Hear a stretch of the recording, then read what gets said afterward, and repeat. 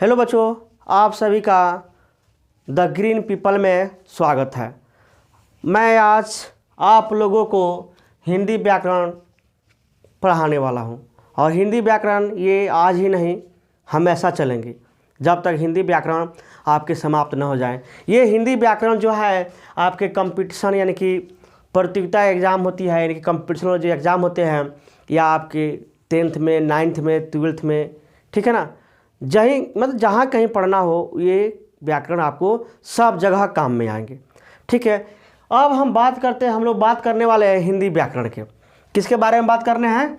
हिंदी व्याकरण। यानी कि हिंदी व्याकरण जो है क्या? पहले बात करते हैं व्याकरण। हिंदी तो भाषा हो गया अपना, ठीक है ना। व्याकरण है क्या? व्याकरण की जिस प्रकार किसी देश को चलाने के लिए एक संविधान की जरूरत पड़ती है, ठीक उसी प्रकार किसी भाषा को बनाए रखने के लिए, बरकरार रखने के लिए हमें किसकी आवश्यकता पड़ती है? व्याकरण की आवश्यकता पड़ती है। अगर व्याकरण नहीं रहता तो लोग वो हिंदी हो, इंग्लिश हो, उर्दू हो, फारसी, कोई लैंग्वेज हो, उस सब का लैंग्वेज का क्या हाल कर दिए रहते। यानी कि समझिए कि उस लैंग्वेज का गोड़ हाथ तोड़कर विकलांग बना दिए रहते। ठीक है, यानी कि लैंग्वेज को बरकरार रखने के लिए, किसी भी भाषा को बरकरार रखने के लिए उसका जो संविधान होता है, जो नियम, जो कायदे कानून होते हैं, वो होता है हमारा क्या चीज़? व्याकरण। ठीक है, पहली बात ये हिंदी जो है ये तो समझ में आ गया। हिंदी जो है, हिंदी हमारी भाषा है। हिंदी क्या है? भाषा है। भाषा क्या है? पहली बात भाषा के बारे में जानेंगे, ठीक है ना। भाषा तो हम लोग टॉपिक बनाते हैं बिना देर किए हुए, भाषा, ठीक है ना। भाषा, भाषा क्या है बात आती है तो भाषा वह माध्यम आती है जिसकी सहायता से, ठीक है ना, हम अपनी बातों को किसी दूसरे के सामने रखते हैं। भाषा वह माध्यम है जिससे हम अपनी बातों को, अपनी भावनाओं को किसी दूसरे व्यक्ति के सामने प्रस्तुत करते हैं या रखते हैं। ठीक है, अब इसका बिना देर किए डिफिनेशन लिखते हैं भाषा वह माध्यम है, भाषा वह माध्यम है, भाषा वह माध्यम है जिसकी सहायता से हम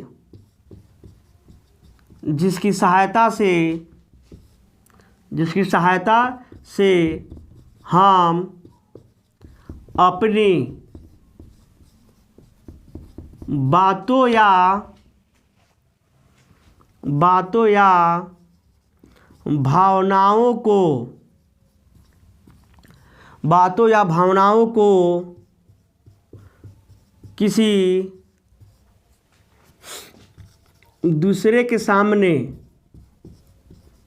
दूसरे के सामने क्या करते हैं? प्रकट करते हैं। भाषा क्या है? भाषा वह माध्यम है जिसकी सहायता से हम अपनी बातों या क्या चीज़, भावनाओं को, यानी कि इमोशन को किसी दूसरे के सामने रखते हैं। तो बात रखने के लिए हम बहुत सारे माध्यम की, यानी कि माध्यम का यूज करते हैं। माध्यम जैसे कि हम बोलते हैं, यानी कि बोलकर, लिखकर, या कहे तो संकेत में। यानी कि कहने का मतलब हम अपनी बातों को किसी के सामने हम कै प्रकार से रख सकते हैं? आप लोग बताइए। 3 प्रकार से। कै प्रकार से? 3 प्रकार से। पहली बोलकर, दूसरा लिखकर और तीसरा संकेत में। ठीक है, यानी कहने का मतलब यहाँ लिखते हैं, स्टार देखिए, हम अपनी बातों को 3 प्रकार से रख सकते हैं। क्या प्रकार से रख सकते हैं जी? 3 प्रकार से। पहला बात कि बोल देंगे, बोलकर, ठीक है। दूसरा हो जाएगा लिखकर, तीसरा हो जाएगा संकेत करके, यानी कि इशारा करके। संकेत या कहे तो क्या चीज़? इशारा। पहली बात ये तो हम मन 1 2 3 यानी कि बोल के, लिख के और संकेत करके हम अपनी बात को किसी दूसरे व्यक्ति के सामने रख सकते हैं। लेकिन बात ये याद रखना हमेशा, भाषा का दो ही ये जो है बोलकर और लिख कर, ये भाषा के प्रकार है। किसके प्रकार है? भाषा के प्रकार है। जबकि ये जो इशारा जो संकेत करके है, इसको हम भाषा के प्रकार में नहीं रख सकते हैं, क्योंकि लिखना संकेत करना ये दोनों एक होता है। क्योंकि लिखेंगे तो हम किसी को दिखाएंगे ना कि भाई देख क्या लिखे हैं, किसी को दिखाएंगे। आ रही बात समझ में? वैसा ही यानी कि लिख कर और संकेत कर, यानी कि संकेत को हम किसी भी लेकर चल जाएंगे लिख कर में। आ रही बात समझ में? तो सब छोड़िए, यानी कि भाषा के प्रकार जो हैं कई टाइप हो जाएंगे? 2 टाइप के, बोलकर और लिख कर। संकेत करके यानी कि इशारा करके, यानी कि सांकेतिक भाषा, ठीक है ना। आधुनिक युग में सांकेतिक भाषा यानी कि संकेत करके सांकेतिक भाषा को नहीं रखते हैं। ये पुराने ज़माने में होता था सांकेतिक भाषा, ठीक है ना। सांकेतिक भाषा मतलब समझ लीजिए, अगर कोई कहता है सांकेतिक भाषा तो समझ लीजिए कि इसमें हम अपनी बातों को इशारा करके किसी दूसरे के सामने रखते हैं, ठीक है। जबकि बोलकर में, इसमें हम अपनी बातों को बोलकर बात करके रखते हैं। जबकि लिख कर में अपनी बातों को हम किसी दूसरे के सामने प्रकट करते हैं तो लिख के रखेंगे, ठीक है। कोई डाउट तो नहीं होना चाहिए। अब हम बात करते हैं बारी बारी से, यानी कि भाषा को 3 प्रकार से हम अपने रख सकते हैं, बोलकर, लिखकर, संकेत कर। यानी संकेत कर को सांकेतिक कहते हैं, लिख करके मतलब लिखित कहते हैं, बोलकर मतलब मौखिक कहते हैं, ठीक है। ये भाषा के प्रकार हो गए। आप देखेंगे इसको बढ़िया तरह से, कोई दिक्कत नहीं होना चाहिए। इसको भी देखिए, अब देखते हैं भाषा के प्रकार। भाषा के प्रकार पहले हमने बताया कि बोलकर और लिखकर। तो जिसको बोलते हैं उसको कहते हैं मौखिक। क्या कहते हैं बाबू? मौखिक। मौखिक। दूसरा क्या हो गया? लिखित। लिखित मतलब अभी बताया है लिखकर। लिखित मतलब लिखकर, ठीक है। भाषा के प्रकार 2 हुए, मौखिक और एक हुआ लिखित। तो मौखिक में क्या होता है ना, मौखिक लिखते हैं मौखिक। मौखिक का मतलब हुआ, अभी थोड़ी देर बात कहे थे कि हम अपनी बातों को किसी जब दूसरे सामने के रखेंगे तो हम अपनी बात को बोल कर रखते हैं। इसमें देखते हैं, हम या कोई थे ना, इस माध्यम में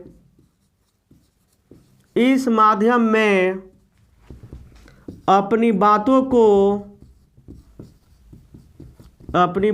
को बोलकर प्रकट किया जाता है। बोलकर प्रकट किया जाता है, ठीक है ना। किस माध्यम में? यानी कि मौखिक में, ठीक है। अगर वही बात करते हैं लिखित का तो उसमें बोलकर, तो इसमें लिखकर। दूसरा है लिखित। दूसरा क्या है ये? लिखित। तो लिखित में इस माध्यम से हम अपनी बात या भावनाओं को क्या कर, लिख करके किसी दूसरे के सामने हम प्रकट करते हैं। कोई डाउट नहीं होना चाहिए। इसमें होता है यानी कि इस माध्यम में, मैंने कहने का मतलब हुआ लिखित वाला में, इस माध्यम में हम अपनी बातों या भावनाओं को,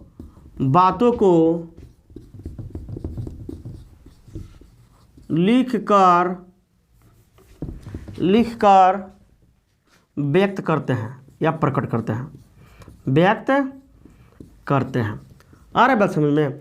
अगर कोई कहता है कि सांकेतिक भाषा, तो हम उसी में बनाया कि ना सांकेतिक भाषा को हम नहीं रख सकते हैं, वो पुराने ज़माने में होता है। अगर चाहते हैं लिखना तो लिख सकते हैं, लेकिन वो भाषा के टाइप नहीं है। थर्ड में सांकेतिक, याद रखिएगा।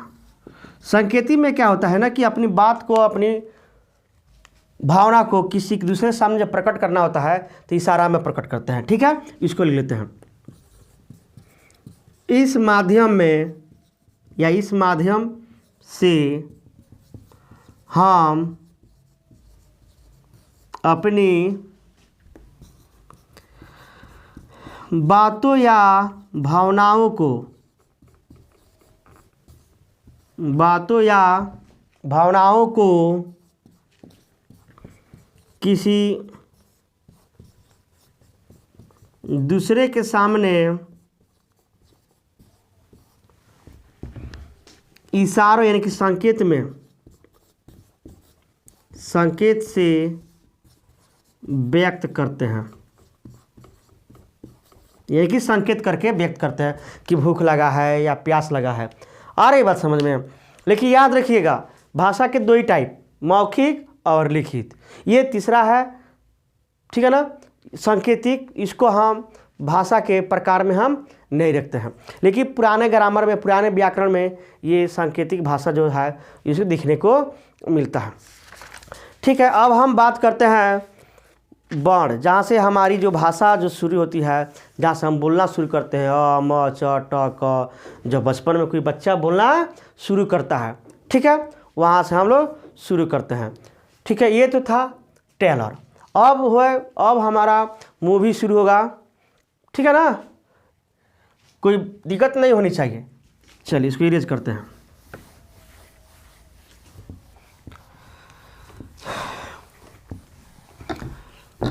टॉपिक का आज जो हम लोग का जो पहला जो टॉपिक है, उस टॉपिक का नाम है वर्ण विचार, यानी वर्ण। हम लोग जो भी बात करेंगे, आज हम लोग बात करेंगे वर्ण के बारे में, वर्ण विचार। ये सबसे ऊपर टॉपिक लिखेंगे, ये जो चैप्टर है ये चैप्टर फर्स्ट, ठीक है ना, चैप्टर फर्स्ट वर्ण। अब आता है कि वर्ण है क्या, यानी कि वर्ण विचार।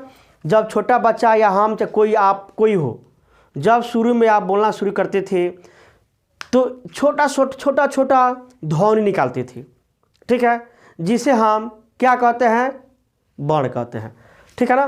तो अब हम देखते हैं वर्ण की डिफिनेशन, वर्ण की परिभाषा क्या होती है। और ये बात समझ में, वर्ण आखिर वर्ण है क्या, ठीक है।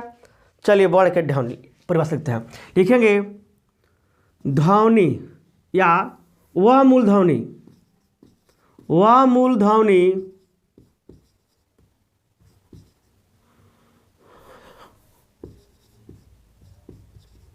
ध्वनि जिसका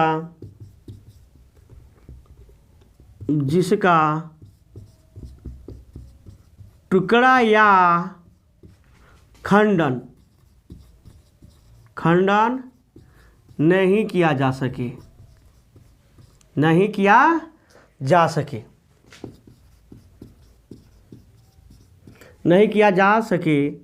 उसे वर्ण कहते हैं। उसे क्या कहते हैं, वर्ण कहते हैं। यानी कि ध्वनि का वह मूल खंड, ठीक है ना, वह मूल ध्वनि जिसका हम टुकड़ा या क्या चीज़ खंडन नहीं कर सकते, यानी कि ध्वनि का वह पार्ट जिसको हम तोड़ नहीं सकते हैं, कितना तोड़े उसको नहीं तोड़ सकते, उसको विभाजित नहीं कर सकते हैं, जिसे हम क्या कहते हैं, वर्ण कहते हैं। कहने का मतलब, अब एग्जाम्पल यानी कि जैसे में देखते हैं, जैसे कि अ, आ, क, छ, ज इत्यादि। ये जो है ये हमारे क्या कहलाएंगे, वर्ण कहलाएंगे। यानी कि क ख ग जो है और अ जो है आपके क्या कहलाएंगे, वर्ण कहलाएंगे, ठीक है। ये जो वर्ण है ये तो वर्ण हो गए, लेकिन शुरू में हमने अ क ख ग पढ़ना शुरू किया था और धीरे धीरे एक एक मूल ध्वनि पढ़ते पढ़ते हमने क से लेकर के तक पूरा पढ़ लिया, ठीक है। अब ये जितना हम लोग पढ़ाई पढ़े ये आखिर है क्या, ठीक है। तो ये जो है यानी कि जितने वर्ण है सबको हम लोग बारी बारी से सीखते गए और सजा कर रखते थे, ठीक है। यानी कि वर्णों को जब हम सजा कर रखे तो आखिर कहलाया क्या सजाने के बाद, तो उसको हम कहते हैं वर्णमाला। क्या कहते हैं, वर्णमाला।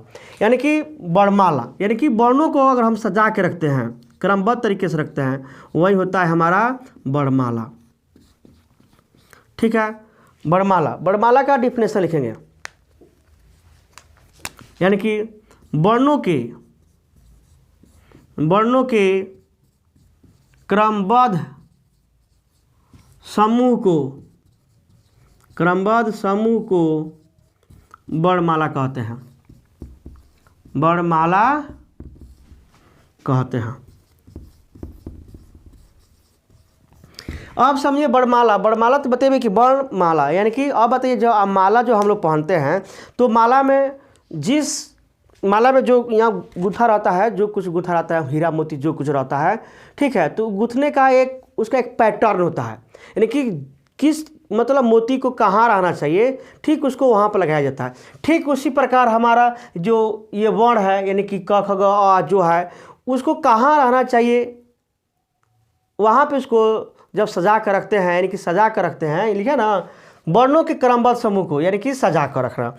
वर्णों क्रमबद्ध, क्रमबद्ध मतलब जिसको जहाँ होना चाहिए वहाँ होना चाहिए, यानी कि सजा कर, क्या चीज़ करके बाबू, सजा कर, ठीक है ना, क्रमबद्ध सजा कर। जो समूह यानी जो ढेरी बना दे, हम वर्णों को सजा कर हम ढेरी बना दे, उसी को हम क्या कहेंगे, वर्णमाला कहेंगे। यानी कि वर्णों के क्रमबद्ध समूह को क्या कहते हैं, वर्णमाला कहते हैं, ठीक है। वर्णों के क्रमबद्ध समूह को वर्णमाला कहते हैं। अब बात करते हैं टोटल वर्ण होते कितने हैं। तो टोटल वर्णों की संख्या होती है 52। कितनी, 52, 52। आ रही बात समझ में।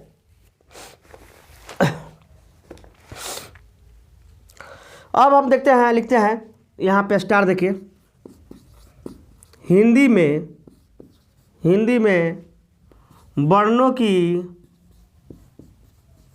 की कुल संख्या, हिंदी में वर्णों की कुल संख्या 52 है, 52। कितना है, 52 है, याद कर रखिएगा। हिंदी में वर्णों की कुल संख्या कितनी है, 52 है। अब हम देखते हैं कि 52 वो कौन कौन है, उसको हम आपको जुड़वा कर बतवा देते हैं कि 52 वो है कहाँ, ठीक है। चलिए इसको इरेज किया जाए। वर्ण क्या है, तो वर्ण वह मूलध्वनि जिसका हम टुकड़ा या खंडन नहीं कर सकते हैं उसको हम वर्ण कहते हैं। अब वर्णों को जब सजा कर रख दिया जाएगा तो वर्णमाला कहलाएगा। और वर्णमाला में टोटल वर्णों की जो संख्या होती है वो कितनी होती है, 52 होती है। फिर से देखते हैं, वर्ण क्या है, वर्ण वह मूलध्वनि है जिसका हम टुकड़ा या खंडन नहीं कर सकते हैं, वो वर्ण होता है, ठीक है। जब वर्णों को जब सजा कर रख दिया जाएगा क्या कहलाएगा, वर्णमाला कहलाएगा। यानी कि वर्णों के क्रमबद्ध समूह को वर्णमाला कहते हैं। आ रही बात समझ में। वर्णमाला में वर्णों की जो संख्या है वो कितना है, 52 है। टोटल कितना है जी, 52 है। वर्णों यानी कि वर्णों की जो कुल संख्या है 52 है। अब देखते हैं कि 52 कौन कौन है और कहाँ कहाँ है। चलिए उसको अब लिख लेते हैं। देखिए याद होना चाहिए। देखिए अब 52 के 52 जो है ना, तो 52 के 52 को हम लोग लिखना है कि 52 के 52 हैं कहाँ के। देखिए जैसे आ, छोटी ई, बड़ी ई, छोटा ऊ, बड़ा ऊ, री, ए, ओ और क्या चीज़, काउंट कीजिए कितने हुए, 11 होंगे। 1 2 3 4 5 6 7 8 9 10 11, ये है स्वर। यानी कि इनकी संख्या कितनी हो गई, 11। आ, छोटी बड़ी, छोटा ऊ, बड़ा ऊ, ये हो गए आपके टोटल 11 हो गए। अब हम देखते हैं क से, क ख ग से शुरू करते हैं, क ख ग से शुरू करते हैं, यानी कि अंगा जितना लिखते हैं, लिखते हुए हम चलते हैं म तक। कहाँ तक बाबू, म तक। यानी क ख ग घ अंग च छ ज झ य ट ठ ड ढ ड़ त थ द ध न प फ ब भ म। यानी कि यहाँ तक अगर आप काउंट करते हैं, ठीक है, इनकी संख्या होती है 25। कितनी होती है, 25। जिसको हम क्या कहते हैं, इसको कहते हैं स्पर्श व्यंजन। इसको कहा जाता है स्पर्श व्यंजन। इसको क्या कहते हैं, स्पर्श व्यंजन। इसकी संख्या हो गई 25। अब देखते हैं इसी में य र ल व, य र ल व, ये किसको कहते हैं, अंतस्थ व्यंजन। इसको कहते हैं अंतस्थ व्यंजन। इसकी संख्या हो जाएगी 4।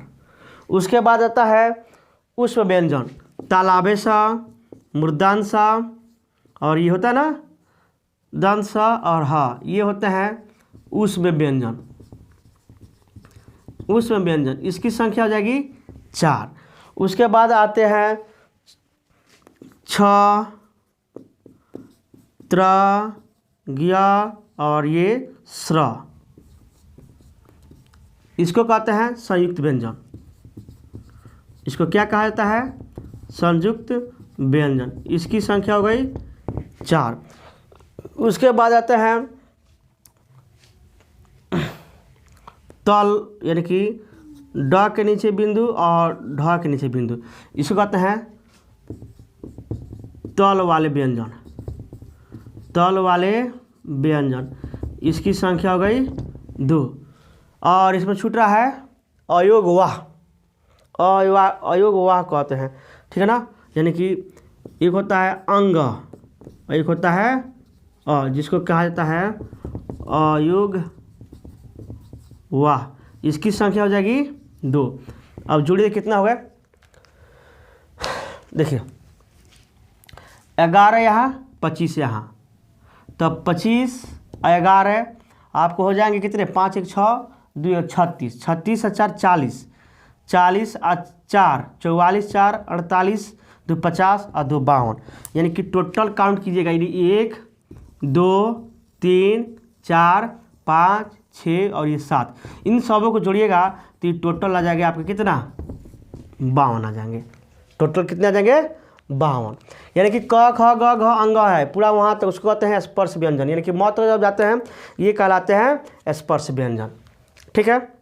इसकी संख्या टोटल अगर काउंट करते हैं पूरा यहाँ से यहाँ तक, यानी क से लेकर ये और अ से लेकर अ तक जो स्वर है, स्वरों की संख्या 11 हो जाएगी। स्वरों की संख्या 11। स्पर्श व्यंजन कितने? 25, क से लेकर म तक। य र ल व अंतस्थ व्यंजन कहलाते हैं, इसकी संख्या 4।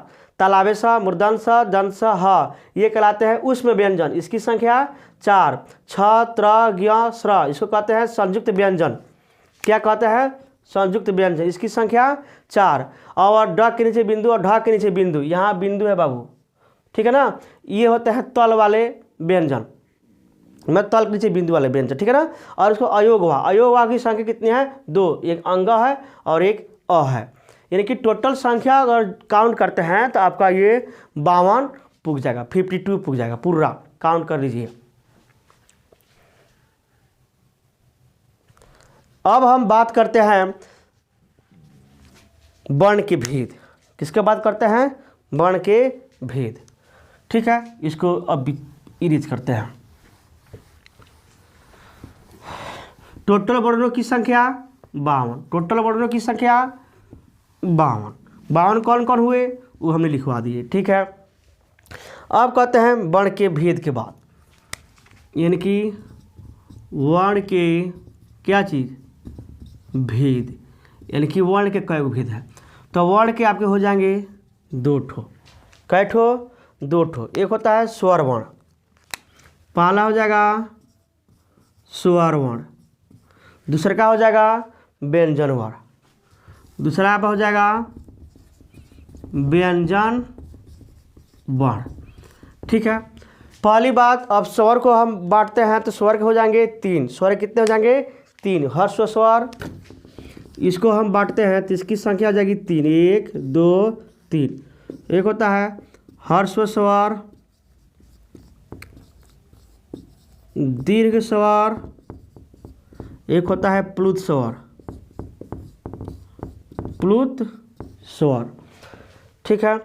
अब आते हैं व्यंजन। तो व्यंजनों की संख्या, अब इसको भी हम मतलब इसके जो टाइप्स होते हैं ये भी हो जाएंगे आपके 3। स्पर्श व्यंजन, स्पर्श व्यंजन, अंतस्थ व्यंजन और हो जाएंगे उष्म व्यंजन। इसी में से कुछ निकल कर बने हैं, जैसे कि हम लोग देख रहे थे संयुक्त व्यंजन, और एक ठो और था तल वाले, तल बिंदु वाले व्यंजन। इनसे हट के हैं, माने अगर टाइप इसके हो गए 3। आ रही बात समझ में? इसी में है ब्रैकेट में लिख लेंगे संयुक्त व्यंजन, क्योंकि ये अकेले नहीं होते हैं, ये 2 या 3 से मिलकर बनते होते हैं संयुक्त व्यंजन। और एक ठो और होता है तल बिंदु वाले व्यंजन, तल बिंदु वाले व्यंजन। ठीक है, तो ये तो हम लोग बाद में पढ़ेंगे। आज हम लोग पढ़ते हैं अभी स्वर वर्ण के बारे में, हर्ष स्वर, दीर्घ स्वर और प्लुत स्वर। ठीक है, पहली बात अब हर्ष स्वर की बात करते हैं कि हर्ष स्वर होता क्या है। ठीक है, चलिए, यहाँ तक कोई डाउट नहीं है। वर्ण के कई भेद बांट दिए, स्वर वर्ण और व्यंजन वर्ण। स्वर वर्ण को 3 भाग में, हर्ष स्वर, दीर्घ स्वर, प्लुत स्वर। व्यंजन को 3, स्पर्श व्यंजन, अंतस्थ व्यंजन, उस व्यंजन। और यहाँ पे संयुक्त व्यंजन और तल बिंदु वाले जो व्यंजन होते हैं वो इन्हीं में से निकल कर ये बने होते हैं। आ रही बात समझ में? चलिए, अब हम लोग बात लिखते हैं, पहले हम लिखते हैं स्वर व्यंजन कि स्वर व्यंजन है क्या आखिर। ठीक है, चलिए स्वर व्यंजन की परिभाषा लिखते हैं।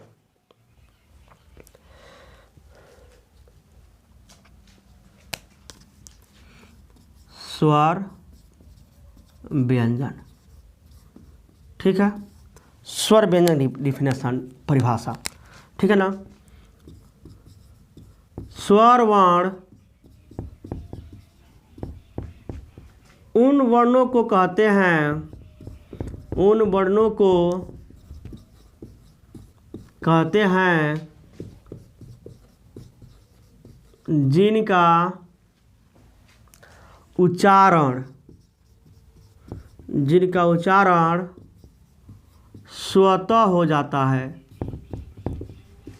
स्वतः हो जाता है। अर्थात कहने का मतलब वैसा वर्ण जिसका उच्चारण करने के लिए हमें किसी दूसरे वर्ण की आवश्यकता नहीं लेनी पड़ती है। अर्थात लिख देते हैं उसको भी, अर्थात वैसा वर्ण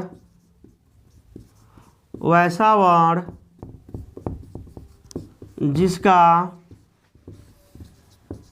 उच्चारण करने के लिए हमें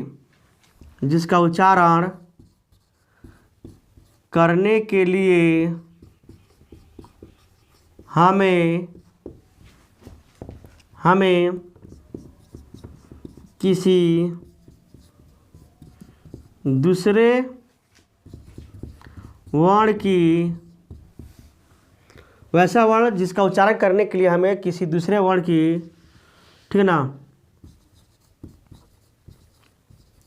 आवश्यकता ना लेनी पड़े। यानी कहने का मतलब वैसा वर्ण जिसको हम बोलने के लिए किसी दूसरे वर्ण का मतलब सहारा ना ले, आवश्यकता ना ले। यानी कहने का मतलब इस जगह पर वर्ण की क्या चीज़, सहारा लिख सकते हैं, ठीक है ना, हेल्प, यानी कि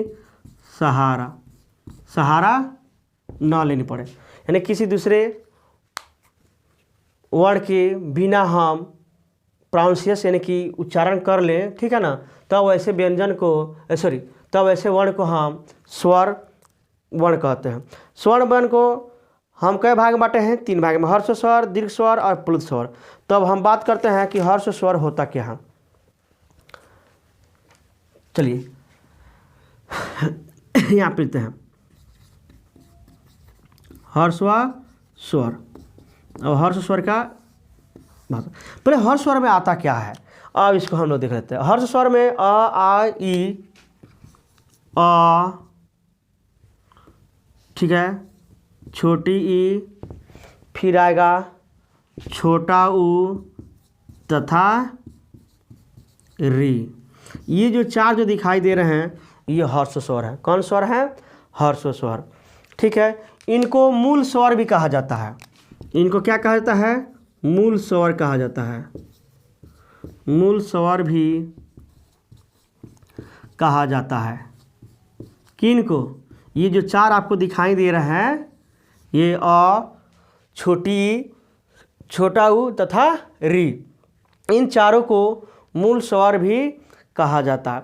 ठीक है, इसका उच्चारण करने के लिए हमें दीर्घ स्वर से कम समय लगता है, इसलिए इसको हर्ष स्वर कहा जाता है। यानी कहने का मतलब इनके उच्चारण में दीर्घ स्वर से इनके उच्चारण में दीर्घ स्वर से कम समय लगता है। मन कहने का मतलब हुआ कि जितना समय में हम दीर्घ स्वर बोलेंगे उससे कम समय में हम हर्ष स्वर बोलेंगे, कम समय लगता है। चलिए ये समाप्त हुआ हर्ष स्वर। हर्ष स्वर की संख्या 4। हर्ष स्वर की संख्या कितनी? 4। कौन कौन? अ, छोटी ई, छोटा ऊ तथा री। अ, छोटी ई, छोटा ऊ तथा री। और ये जो हर्ष स्वर को मूल स्वर भी कहा जाता है। हर्ष स्वर को मूल स्वर भी कहा जाता है। हर्ष स्वर को मूल स्वर। इसमें क्या होता है, इसको बोलने के लिए हमें दीर्घ स्वर से कम समय इसमें देना पड़ता है। और ये बस में जैसे मान लेते हैं दीर्घ स्वर को हम 5 सेकंड में बोलते हैं सपोज डेट, तो इसको हम 2 या 3 सेकंड में बोल लेंगे, यानी कि कम समय में जब भी बोलेंगे तब कम समय में बोलेंगे। अब आते हैं दीर्घ स्वर।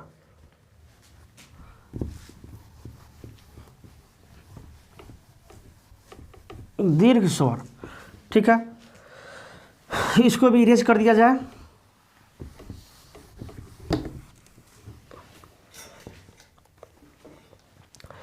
दीर्घ स्वर में क्या है? दीर्घ स्वर में हर्ष स्वर से ज़्यादा समय लगता है।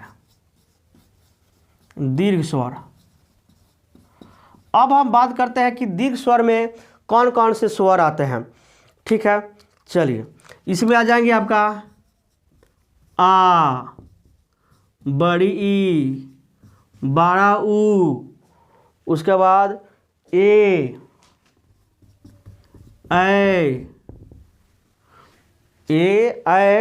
और उसके बाद ओ और औ। ओ एंग औ। काउंट कीजिए 1 2 3 4 5 6 7। उसमें था 4 और इसमें 7, तो 7 4 टोटल हो गए आपके कितने? 11। इसमें है कितने?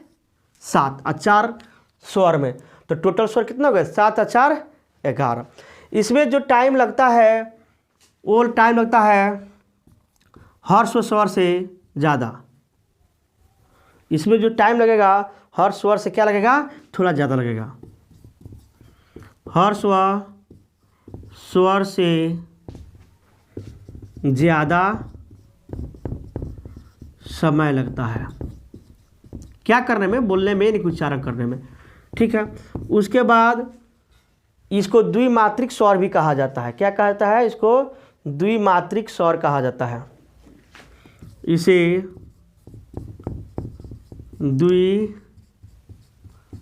द्विमात्रिक स्वर भी कहा जाता है।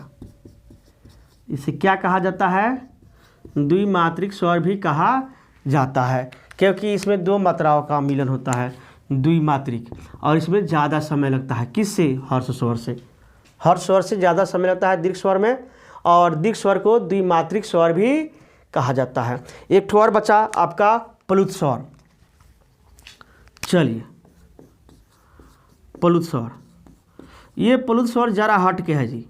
जरा हट के कहने का मतलब हुआ प्लुत स्वर जो है स्वर मतलब हर्ष स्वर और दीर्घ स्वर से भी इसमें ज़्यादा समय लगता है प्लुत स्वर में, ठीक है। आप देखते हैं, लिखते हैं इसमें किसमें? प्लुत स्वर में, यानी कि इसमें प्लुत स्वर में इसमें दीर्घ स्वर से भी ज़्यादा समय लगता है। कोई पूछे क्या चीज़ समय लगता है? भाई बोलने में, उच्चारण करने में ज़्यादा समय लगता है। इसको उच्चारण करने में आपके हर्ष स्वर से ज़्यादा लगता है दीर्घ स्वर में, और दीर्घ स्वर से भी ज़्यादा समय लगता है प्लुत स्वर में। जैसे कि हम लोग देखते हैं, जैसे कि हम कहते हैं ओम कहते हैं ना, ये होता है, ठीक है ना। जैसे कि ओम कहते हैं, नमः। आ रही बात समझ में? इस टाइप के जो वर्ड हैं जिस पे हम रघा कर बोलते हैं और जिसमें समय लगता है, उसी को हम प्लुत स्वर कहते हैं, ठीक है। कोई डाउट नहीं होना चाहिए। आज के लिए इतना ही, बाकी विशेष हम अगला क्लास में हम बात करेंगे। जय हिंद, जय भारत। एक बात और, अच्छा लगे तो प्लीज़ लाइक, शेयर और सब्सक्राइब ज़रूर करें। धन्यवाद।